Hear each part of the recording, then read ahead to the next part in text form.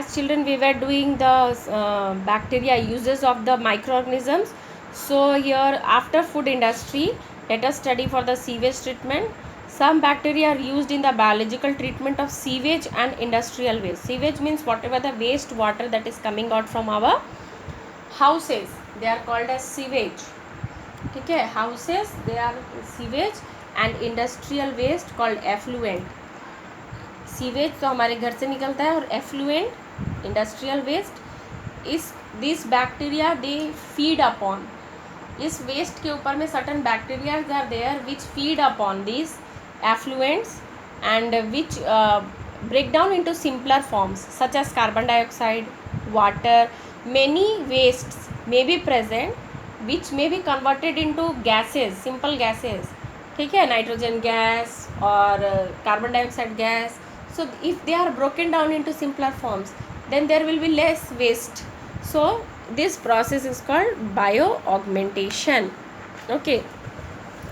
Now importance in human health. Many microorganisms present in the alimentary canal of some animals help in digestion and absorption of food. The bacteria present in large intestine help in bowel movement.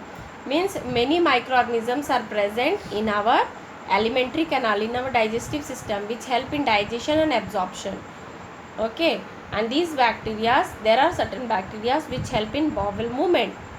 Okay, next is microorganisms are useful in the production of antibiotics. What are antibiotics? Antibiotics are the chemicals that inhibit the growth of other harmful microorganisms by affecting their life processes. That means anti means against, biotic means living organism, means anything, any chemical that is against the any other living being, any other living thing is called antibiotic. So why we are using these antibiotics? Because there are certain harmful microorganisms, once they enter in our body they may harm us. So antibiotics are the chemicals that stops the growth of the microorganisms by affecting their life processes. Means their life processes means digestion, respiration, excretion, they all, reproduction, it all stops when we are taking antibiotics, they all stops. So these antibiotics help in stopping the growth of microorganisms. In this way we, when we take antibiotics we become well, हम ठीक हो जाते हैं. So और ये बहुत अच्छी बात क्या है, बहुत अच्छी बात है, antibiotics are usually taken from the, they are taken from our from other useful microorganisms. ये जो केमिकल्स है, antibiotics are the chemicals, they mostly they are derived, they are taken from the other useful microorganism. Means we are taking antibiotics from a useful microorganism and using it against other harmful microorganisms. For example, penicillin is an antibiotic obtained from a fungus Penicillium notatum. एक ऐसा penicillin एक ऐसा antibiotic है जो Penicillium notatum से हम निकालते हैं और वो पेनिसिलिन का एंटीबायोटिक जैसा यूज़ होता है. Other antibiotics are streptomycin, tetracycline, erythromycin. They are obtained from fungi and bacteria. Next, antibiotics are extremely effective in treatment of various microbial infections, diseases like tuberculosis, cholera.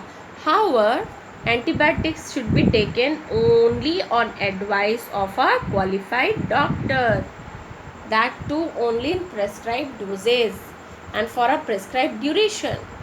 Not completing the prescribed course may make them ineffective when used in future. If they are taken when not really required, they may kill some of the useful bacteria in the body. Means antibiotics are the certain chemicals which we should take only under the guidance of the doctor. If you are taking unnecessarily, then it may kill other useful microorganism in our body which will be ultimately harmful for us. Also, there is a particular dose of certain antibiotics and duration up to which time we should take. If we are taking it beyond the time and beyond the dose, lesser dose also ineffective. If we are taking more doses, then also it may harm us. Our body may feel certain side effects. So without advice from the doctor, We should not take antibiotics. Next is when microorganisms like bacteria and viruses enter our body, they are recognized by special kind of blood cells. These cells get stimulated to produce antibodies. Antibodies identify and destroy such disease causing microorganisms. So let me tell you very nice thing. Suppose this is RBC. RBC. It has certain antibody with it. Antibodies. They are the fighters. हमारे body के वो fighters हैं. ठीक है. तो क्या होता है,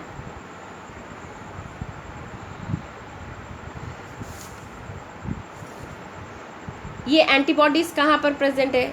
these are RBC and WBC are also there. ठीक है. RBC is there and WBC is also there. What happens when a microorganism, harmful microorganism enter our body? Harmful microorganism enter our body. ये RBC WBC सब में वो आ गया है, पूरे blood में वो फैल गया है वो हार्मफुल माइक्रोऑर्गेनिज्म. तो WBC ने उसे पहचाना कि अरे ये तो कोई हार्मफुल है लगता है, it is not useful for us. So it will start producing antibodies. WBC will start producing antibodies, not RBC. Not RBC but WBC will produce antibodies. और antibody का क्या काम है? It will fight with harmful microorganism and kill that harmful microorganism. Sometimes these harmful microorganisms are not that much strong. या हमारे antibody इतने strong होते हैं कि they kill the harmful microorganism and we remain unaffected. हम उससे unaffected रहते हैं, हमें ज़्यादा परेशानी नहीं होता है. Sometimes what happens, this harmful microorganisms enters and हमारा जो एंटीबॉडी है वो काम नहीं करता है. हमारे बॉडी का एंटीबॉडीज़ इतना स्ट्रॉन्ग नहीं होता है, वीक होता है, तो वो हार्मफुल माइक्रोऑर्गेनिज्म हमारे अंदर बीमारी कर देता है. और एक तरह का होता है, certain harmful microorganisms are they, एक कुछ एंटीबॉडीज़ होते हैं, दे इनका भी एक टाइम होता है. There is certain time span. ये कितने दिन तक रहते हैं? 1 महीने रहते हैं, 2 महीने रहते हैं, 3 महीने रहते हैं. कुछ लाइफ लॉन्ग एंटीबॉडीज़ होते हैं. Certain antibodies are there, they are life long antibodies.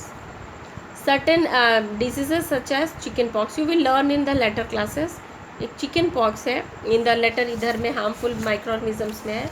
Chicken pox का जो वायरस है, when it enters into the our blood, ठीक है, then WBC start creating antibodies. उसने जल्दी एंटीबॉडीज़ बनाना शुरू कर दिया, मगर it cannot fight with the chicken pox virus because viruses को कोई नहीं मार सकता है. तो एंटीबॉडीज़ ने वायरसेस को, चिकन पॉक्स के वायरस को नहीं मार पाया. तो क्या हुआ,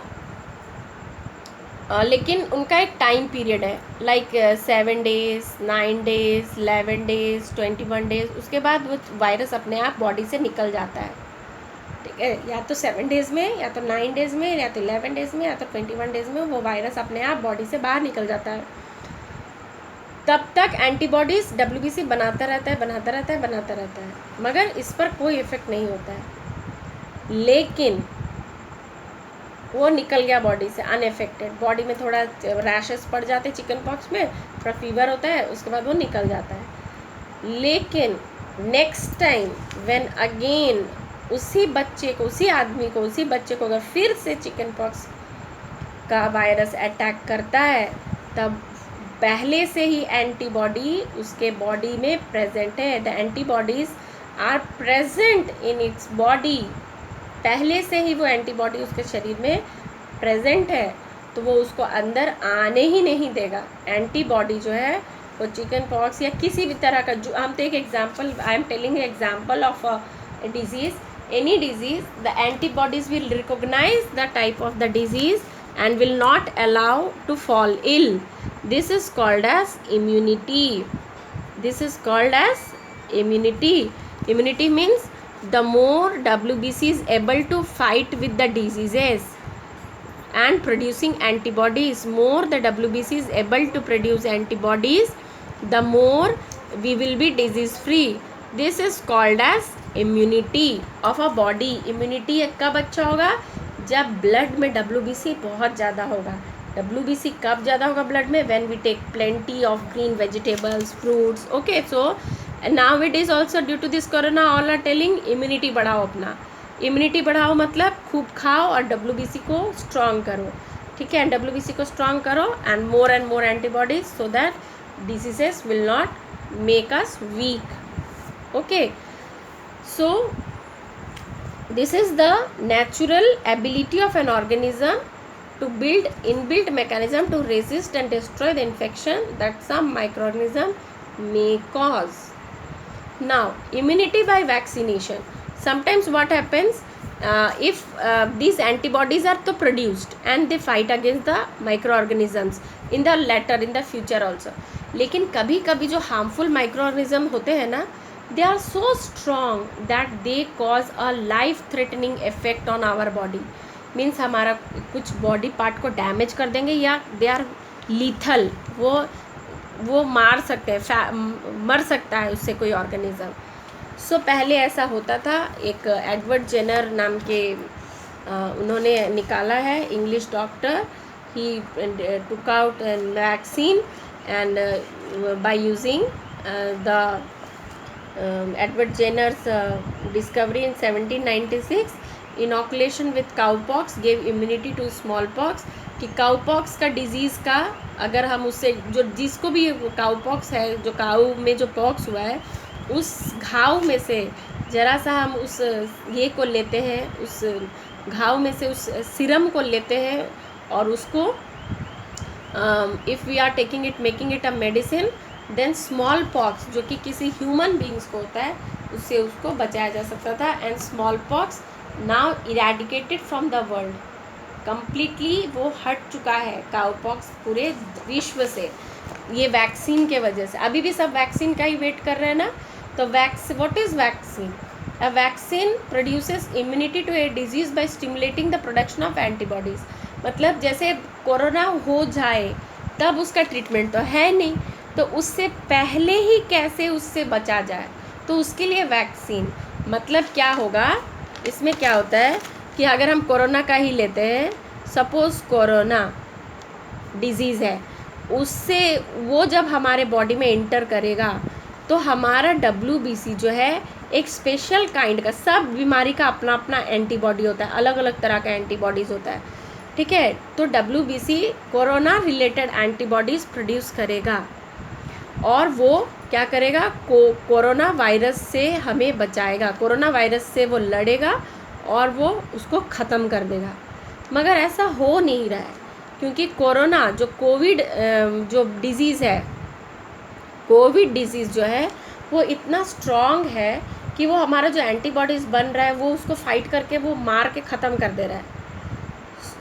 इसका तो कोई वैक्सीन नहीं बन रहा है, लेकिन पोलियो, टिटानस, ऐसे बहुत सारे दूसरे बीमारियां हैं, मम्स, मीज़ल्स.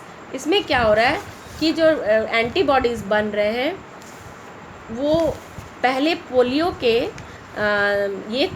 पोलियो के जो जिस किसी को भी पोलियो हुआ होता है पहले, उसके ब्लड से एंटीबॉडीज़ को लिया जाता है और उससे वैक्सीन तैयार करके उसे फिर दूसरे लोगों में डाला जाता है पोलियो होने से पहले, ताकि उससे उस बीमारी से बचा जाए.